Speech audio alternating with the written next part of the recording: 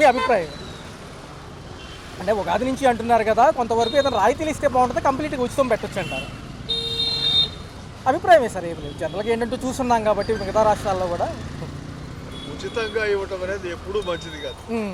అది రాయితీ అంటే నామినల్గా కొంత తీసుకోవాలి, గవర్నమెంట్కి ఆదాయం ఉంటుంది.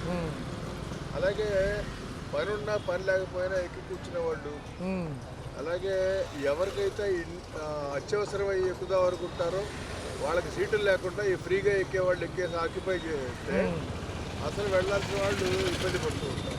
అలా ఉంచి తర్వాత ఈ ఉచితం అనేటువంటిది అసలు అలవాటు చేయకూడదు. నిన్న దీని గురించి మాట్లాడారు సార్ ముఖ్యమంత్రి గారు. ఉచిత పథకాలకు డబ్బులు లేవు, తర్వాత ఇస్తాము, పోలవరం అమరావతికి ఇచ్చి మళ్ళీ అటు మళ్లించలేమని చెప్పారు. ఎందుకంటే ఎలా ఉంటుందంటే కొంతమందికి లేని వ్యసనాన్ని అలవాటు చేసి ఆ అలవాటు ఒక్కసారి మానేయమంటే వాళ్ళు చాలా ఇబ్బంది పడతారు. ఇంతకుముందు ఉన్న ప్రభుత్వాలు చేసిన పని అదే. ప్రభుత్వం కొన్ని వర్గాల వాళ్ళకి ఉపకారం చేద్దామనే ఉద్దేశంతో ఈ ఉచితాలు అనేటువంటిది బాగా అలవాటు చేస్తారు. దాంతో అది కనుక మెయింటైన్ చేయకపోతే మేము కూడా డౌన్ అయిపోతామని చెప్పి తర్వాత వచ్చే ప్రభుత్వాలు కూడా అదే చేయాల్సి వస్తుంది కంపల్సరిగా.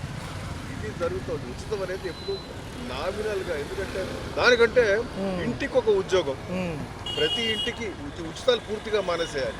ఎవరికి డబ్బులు ఇవ్వకూడదు.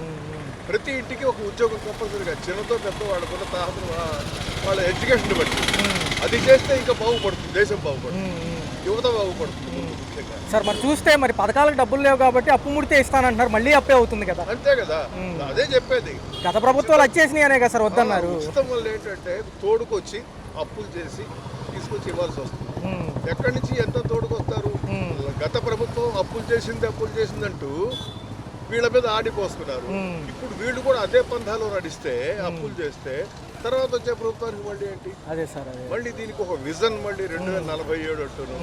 రేపు ఉంటామో లేదో తెలియదు. 47 దాకా ఉన్నంతలో జాగ్రత్తగా చేసుకుంటూ పోవాలి. ఒక పక్క చూస్తే సార్ ఇదే అంశంలో ఎలక్షన్స్ లేకముందే మళ్ళీ ఉప ముఖ్యమంత్రి మార్పు, ముఖ్యమంత్రి మార్పు, నాకు వద్దని బహిరంగ లేఖలు ఇవన్నీ రాస్తున్నారు. ఎందుకంటారు? రాజకీయాలు ఎలా ఉన్నాయంటే జనాన్ని అయోమయంలో పెట్టే స్థితి అన్నమాట. ఎందుకంటే వాళ్ళకు అనుకూలంగానే చేసుకుంటారు ఏదైనా. ఎంతసేపు కూడా రాజకీయ నాయకులు ఒక జీవో తెసినా వాళ్ళకు అనుకూలంగా ఉండేది. పెన్షన్లు లేక కొన్ని వందల లక్షల మంది ఉద్యోగస్తులు బాధపడుతుంది. వీళ్ళ పెన్షన్లు మాత్రం కంపల్సరీగా శాంక్షన్ అవుతాయి. రిటైర్ అయిపోయిన రాజకీయ నాయకులకి ఏమీ ఒక్కరోజు ఆలస్యం కాదు. అదే మరి ఏం సార్, దావోస్ వెళ్ళి వచ్చారు, కంపెనీలు అయితే రావు, హామీ ఇమ్మంటున్నారు, వేరే ప్రభుత్వాలు రాకపోతే వస్తామని. మరి వాళ్ళ పరిస్థితి కదండి, వస్తే ఉద్యోగాలు రావాలి యువతకి. దావోస్ వెళ్ళితే పెట్టుబడుల కోసం అని ఎవరన్నా వస్తే మంచిదే. అది ఇప్పుడు దాకా లేదేదో కొత్తగా వెళ్ళి చూపించాలి కదా, మంచిదే రావడం. మరి ఏంటి సార్, జగన్ గారు కూడా మళ్ళీ పాదయాత్ర అంటున్నారు, మళ్ళీ ప్రజలు ఏమైనా చూస్తారా? ఒకవైపు జనానికి చూసేటువంటి పనులు, ఎవరి మనుగడ వాడు సాగించుకోవాలి కదా. అంతేలేండి సార్. ఇప్పుడు ఎవడెవడో రాకపోతుంటాడు, పెళ్ళం పోయినా చూస్తూ బతకచ్చు, కానీ పదవి పోతే మాత్రం బతకలేమంటారు. అదే సార్, అదే పద్ధతి. నిజంగా అవసరం ఉన్నాయా లేకపోతే ఉచితార్థంగా ఇచ్చినట్టేనంటారు? అంటే ప్రభుత్వాలు ప్రతిదీ కూడా దాని మీద డిపెండ్ అయ్యే కదా ప్రభుత్వాలు ఏర్పడుతున్నాయి. మీకేమనిపిస్తుంది సార్ జనరల్గా? నిజమైన అరుగుల వరకు ఇచ్చి ఆపేయచ్చు. ఇంతవరకు అయితే ఏ క్లారిటీ అయితే ఇవ్వట్లేదు. ఎవరికి ఇస్తున్నారు, ఎవరికి ఇవ్వట్లేదు, అసలు ఏం పథకం అప్లై చేస్తున్నారో తెలియట్లేదు. ఏ పెట్రోల్ రేట్లు, మందు రేట్లు తగ్గిస్తామన్నారు, ఇంతవరకు ఏం తగ్గలేదు. అసలు ఏందో ఏం అర్థం కావట్లేదు. వాటి నుంచి వచ్చే ఇన్కమ్ ఏం చేస్తున్నారు ముందు తెలియట్లేదు. సోర్స్ ఆఫ్ ఇన్కమ్ వస్తుంది కదా, అది ఏం చేస్తున్నారు అనేది తెలియట్లేదు. ఈ అన్న క్యాంటీన్ ఒకటి ఏదో పెట్టారు అంతే, జస్ట్ అది కూడా ఈ వాళ్ళు వీళ్ళు దానాలు చేస్తుంటే వాటి మీద తీసుకొచ్చి నడిపిస్తున్నట్టే ఉంది. గవర్నమెంట్ దగ్గర నుంచి డబ్బులు వచ్చినైతే ఏం అనిపించలేదు.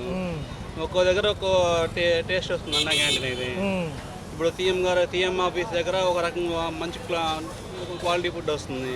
ఇప్పుడు ఇంకా వేరే ప్లేస్లో అంత క్వాలిటీ రావట్లేదు. అక్కడ కూడా జరుగుతున్నట్టు తెలుస్తుంది. అలా ఏంటో ఏమంటున్నారంటే పథకాలకైతే డబ్బులు లేవు ప్రెసెంట్, అప్పులు చేసి ఇవ్వాల్సిందే, ఏదైనా అప్పు కుదిరితే ఖచ్చితంగా ఇస్తానని ఆయన. గతంలో కూడా ఇదే అప్పులు చేశారు కాబట్టి కదా ప్రభుత్వాలు లోటు బడ్జెట్లోకి వెళ్ళి. అప్పులు చేయకుండా ఇప్పుడు వచ్చిన దాంట్లో వచ్చే ఇన్కమ్ అంతా ఎటు పెడుతున్నారో తెలియట్లేదు. ముందు పెట్రోల్ మీద వచ్చే ఇన్కమ్ ఎటు, మందు ఇన్కమ్ ఎటు పెడుతున్నారో తెలియట్లేదు. ఆ గ్యాస్ అయితే ఒకటి ఇచ్చారు, గ్యాస్ నడుస్తుంది, బాగానే ఉంది. అన్న క్యాంటీన్ 2 నడుస్తుంది అంతే. అంటే అన్న మొన్నటి వరకు కూడా ఉప ముఖ్యమంత్రి మార్పు అనుకునేది తెరపడినప్పటికీ వచ్చిన దగ్గర నుంచి మార్పు వచ్చినాక నాకైతే మార్పు ఏం కనిపించలేదు. అంటే వీళ్ళు మారదాం అనుకున్నారు కదా. ఏదైతే ఉందో ముఖ్యమంత్రి బరిలో కాసేపు లోకేష్ గారు అన్నారు, మళ్ళీ ఉప ముఖ్యమంత్రి అన్నారు. వీళ్ళేమో నాకు ఎటువంటి పదవి వద్దని బహిరంగ లేక ఎవరు పవన్ కళ్యాణ్. ఈ రాజకీయం అంతా ఏంటంటే ఈ జనాల్ని మళ్లించడానికి అదొక రాజకీయం పెట్టారు. తిరుపతి లడ్డు రాజకీయం పెట్టారు. ఆ లడ్డు రాజకీయం ఎడిపోయిందో తెలియదు. ఇదంతా ఏంటంటే ట్రాజడీ. 1 సంవత్సరం 2 సంవత్సరాలు నడిపించిన తర్వాత ఈ లోపు డబ్బులన్నీ వెనక్కి ఎత్తుకొని బాగా మెక్కేద్దాము వాళ్ళ ఇప్పుడు కూడా మళ్ళీ స్టిల్ వాళ్ళకే పదవులు ఇవ్వడానికి చూస్తున్నారు. వాళ్ళనే బాగు చేయడానికి చూస్తున్నారు. చిరంజీవి గారు కూడా కేంద్ర మంత్రి పదవి అంటున్నారు. అంతకుమించి ఏం లేదు. ఇవన్నీ రాజకీయాలు అటు ఇటు తిప్పడానికి. చిరంజీవి ఎక్కడ చిరంజీవి ఇంకేం వస్తాడు, ఇంకా రాడు. ఆయన సినిమాలో ఆయన ఏజ్ అయిపోయింది. ఎందుకంటే విశాఖపట్నం విజయసాయి రెడ్డి గారి పోస్ట్ ఆయనకే అంటున్నారు కదా రాజ్యసభకు సంబంధించి. ఎందుకంటే ఆయన పాపం ఆయన చేసి వెళ్ళిపోయాడు బయటికి. అంటే మరి ఏంటన్నా డెవలప్మెంట్ అవుతుందా, ఇట్లానే కొనసాగుతుందా? డెవలప్మెంట్ అయితే ఏమి ఉండదు. అమరావతి ఎందుకు ఇచ్చారో తెలీదు. అంటే పోలవరం వీటికి విశాఖ ఉక్కుకి ఇచ్చిన నిధులు ఏమవుతాయి మరి? వీళ్ళకి ఏమైనా సపోర్ట్ ఉంటుందా? మళ్ళీ ప్రైవేటీకరణ అవి కూడా ప్రైవేటీకరణే. చంద్రబాబు అంటేనే ప్రైవేటీకరణ. ప్రైవేట్ వాళ్ళనే చేస్తాడు. మళ్ళీ ఇప్పుడు ప్రైవేట్ స్కూల్ గవర్నమెంట్ స్కూల్ అన్నీ మరుగున పడిపోతాయి కంపల్సరీ. చూడండి కావాలంటే కదా 6 నెలల తర్వాత చూడండి ప్రైవేట్ స్కూల్లో గవర్నమెంట్ స్కూల్లో అంటే ప్రైవేట్ స్కూల్లే ఉంటాయి. మళ్ళీ నారాయణ శ్రీ చైతన్యనే వస్తాయి. మళ్ళీ ఈ పేదవాడు ఎవరిని పట్టించుకోరు. పేదవాళ్ళకి ఇస్తున్నాం అంటాడు కానీ పేదవాళ్ళకి ఏమి ఇస్తున్నాడు, ఏమి ఇవ్వట్లేదు. మరి ఏంటన్నా మహిళలకి ఉగాది నుంచి చాలా పథకాలు చెప్పారు, అన్ని వెనక్కి వెళ్ళిపోయినట్టేనా? రిజిస్ట్రేషన్ ఛార్జీలు పెంచారు కదా మళ్ళీ. రిజిస్ట్రేషన్ ఛార్జీలు ఫిబ్రవరి పెంచారు. తప్పదు. ఆడేదో చేద్దాం ఉన్నాడు, వాడిని చేయకుండా వాడికి పొలంలో పెట్టారు చేసిన వాళ్ళు. వీళ్ళు వచ్చి ఏమైనా తగ్గిస్తారంటే లేదు, మళ్ళీ అంతా ఏదేదో చేస్తున్నారు. ఒకవేళ పవన్ కళ్యాణ్ ఏమన్నా ప్రభుత్వానికి వ్యతిరేకంగా ఉన్నారని తప్పిద్దామని చూస్తున్నారు. కూటమిలో భాగంగా ఉన్నారు ఆయన కూడా. పవన్ కళ్యాణ్ చేస్తే బాగుంటుంది. నిజంగా న్యాయంగా చేస్తే బాగుంటుంది. మరి ఆయన ఎవరికన్నా అనుగుడు పోయి డబ్బుల కోసం పోతే ఇంకా నెక్స్ట్ ఎవరు లేడు. ఈ అంశాలన్నీ చూస్తున్నారు వార్తల్లో. ఏదైతే ఉందో పదవుల గురించి కింద తెరపడినప్పటికీ కొంత అంతర్గతం అదే అంటున్నారు. బాబు గారికి కూడా ఏజ్ అయిపోతుంది, మరి ఎలా చూడాలి?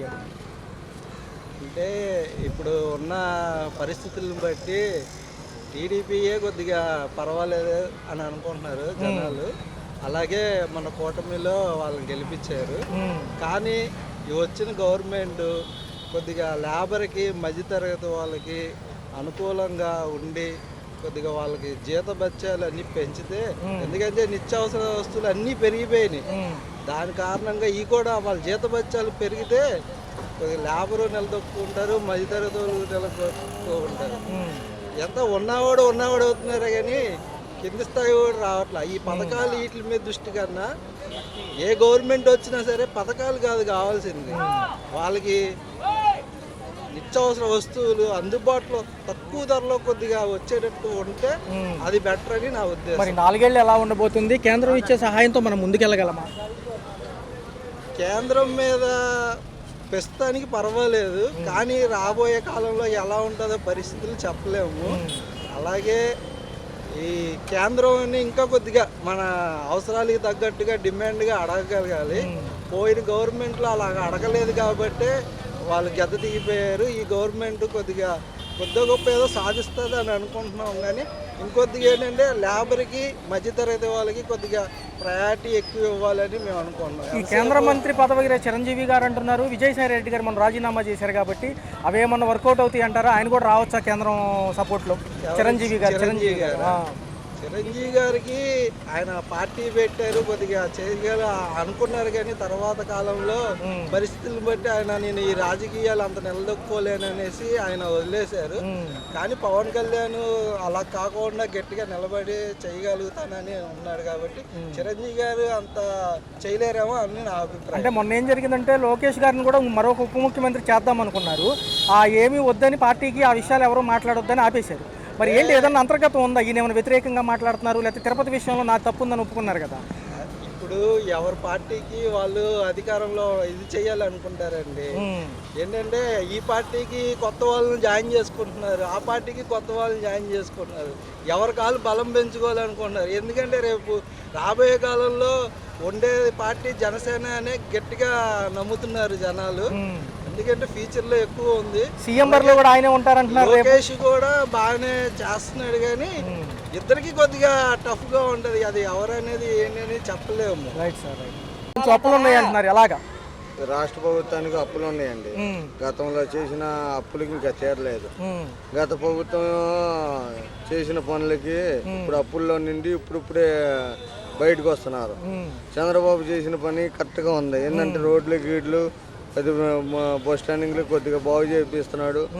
కానీ ఇంకోటి ఏంటంటే చంద్రబాబు మాట అన్నది నిజానికి ఇప్పుడు అప్పుల్లో ఉంది కాబట్టి ఏది ముందుకు సాగలేకపోతున్నాడు. ఏదన్నా చేయాలన్నా చంద్రన్న కొద్దిగా అప్పులు తీరిన తర్వాత ముందుకు కొనసాగిస్తాడు. పవన్ కళ్యాణ్ కూడా సపోర్ట్గా ఉంటున్నాడు చంద్రబాబు నాయుడికి. నిన్న ఏం చెప్పారంటే పథకాలు అమలు చేయాలంటే మళ్ళీ అప్పు చేయాల్సిందే. మొన్నటి వరకు కేంద్రం ఇచ్చిన నిధులు పోలవరానికి కానీ, అమరావతికి కానీ, విశాఖ ఉక్కుకు కానీ వాటికి సరిపెడుతున్నాము. మళ్ళీ చేయాలంటే వీటి మళ్ళీ ఇస్తే మళ్ళీ ఆగిపోతాయి అంటున్నారు. మరి ఏంటి ఆ విషయం ఎలా చూడాలంటారు? అప్పులు చేస్తమే అండి. ఎవరి ప్రాణానికి వాళ్ళు దోసుకు తింటమే. వాస్తవం చదువుతున్నా. ఎమ్మెల్యేలు ఎంపీలు వాళ్ళందరూ కట్టుకుంటే ఈ రాష్ట్రానికి అప్పులు ఉండవు. అర్థమైందా? వాళ్ళు తినటం ఎక్కువైపోయింది. మరి మొన్న కంపెనీల కోసం దావోస్ వెళ్ళొచ్చారు వీళ్ళు. అయితే చేతులు ఊపుకుంటా వచ్చామన్నారు. సమంజసమేనా? అది బాగానే ఉందంటారు ఆ మాట? మరి ప్రతిపక్షాలు అంటున్నాయిగా కంపెనీల కోసం ఏం లేదండి, చంద్రబాబు ఏదనుకుంటే అది సాధిస్తాడండి. చేతులు ఊపుకుండా మొత్తం అది జరగని పని. ఏదో అండర్స్టాండింగ్ ఉంటేనే ఉండిద్ది. జగన్ బాబు చేసిన ఒక్క కంపెనీ తీసుకురాలేదు. అంటే రాజకీయమే ఒక వ్యాపారం వృత్తిగా చేశాడు. చంద్రబాబు నాయుడు ఒక రాజకీయం లాగా చేస్తున్నాడు పరిపాలన. ఉంటే ఉన్నాయని చెబుతున్నాడు, లేదా లేవని చెప్పేస్తున్నాడు చంద్రబాబు నాయుడు పద్ధతి. ఎందుకంటే ఒక పక్క చూస్తేనేమో మనం ఉప ముఖ్యమంత్రి ఈయన పెడదాం అనుకున్నారు కొంతసేపు, ఎవరిని, లోకేష్ గారిని. తర్వాత ఏమో ఆయనేమో సీఎం చేద్దాం అనుకున్నారు. కానీ అసలు అది వద్దండి, ఈయన ఇవన్నీ వద్దు, తెరదించేయండి ఈ అంశాలు కానీ పవన్ కళ్యాణ్ గారు అంటున్నారు. నాకు ఎటువంటి పదవి అక్కర్లేదని బహిరంగ లేఖ రాస్తున్నారు. పార్టీ ప్రధాన కార్యదర్శిగా ఉన్నా నేను చాలా రోజులు, అది వేరే వాళ్ళకి ఇమ్మని లోకేష్ గారు అంటున్నారు. ఎందుకు త్యాగాలు ఇవన్నీ? ఇప్పుడు ఇవన్నీ పవన్ కళ్యాణ్ గారు ఉప ముఖ్యమంత్రి ఉన్నాయి, ఆయనకు ఉన్నది శాఖ కర్తే. లోకేష్ గారికి ఉప ముఖ్యమంత్రి అనవసరం లేదు. ఇప్పుడు ఉన్న ఐటీ శాఖ మంత్రిగా కొనసాగుతుంటేనే ఆయనకు గతంలో చేసిన అలవాటు ఉంది కాబట్టి అలాగా కొనసాగితే బాగుండేది. ఈ పవన్ కళ్యాణ్ గారు ఏంటంటే నా పదవి వద్దు, నా ప్రజలు ముఖ్యం, ప్రజల్లోనే ఉంటా, ప్రజల్లోనే బతుకుతా, ప్రజల్లోనే చచ్చిపోతా అనే కాంప్రమైజేషన్ ఆయన పద్ధతి, పవన్ కళ్యాణ్ పద్ధతి 100కి 100% బాగుంది. ఓకే, నాకైతే బాగానే ఉంది. అంటే సార్ ఒక పక్క బాబు గారు దావోస్ వేలు రావడం, కంపెనీలు తీసుకురావడం, కొంతమంది ఆర్థిక విశ్లేషకులు ప్రతిపక్షాలు ఏమో చేతులు ఊపుకుంటా వచ్చారన్నట్టు మాట్లాడుతున్నారు. అసలు నిజంగా సమంజసమేనా ఇది? అది సమాజం అయితే కాదు, చేసే కృషి చేస్తున్నారు వాళ్ళు. ఇప్పుడు ఇంతకుముందు కూడా ప్రభుత్వంలో మనకు వచ్చిన ఇండస్ట్రీలు ఎక్కడి నుంచి వచ్చినాయి? ఏ గవర్నమెంట్ తీసుకొచ్చింది? అవును సార్, నిజం. చంద్రబాబు నాయుడు వచ్చిన తర్వాతే వచ్చినాయి అన్నీ. ముందు ఏదైనా ఆంధ్ర రాష్ట్రం బాగుపడాలంటే హైదరాబాద్ ఉంది, ఆయన పరిపాలన హైటెక్ సిటీ చేశాడు. ఇప్పుడు ఇక్కడ దీన్ని డెవలప్ చేస్తాడు. అప్పుడు కంగారు పడితే మనం చేసేదాన్ని. సార్ నిన్న మీడియా ముఖంగా బాబు గారు ఏమన్నారంటే పథకాల అమలుకి కొంచెం డబ్బులు లేవు, మళ్ళీ ఇస్తాము, అయితే ఇస్తాము.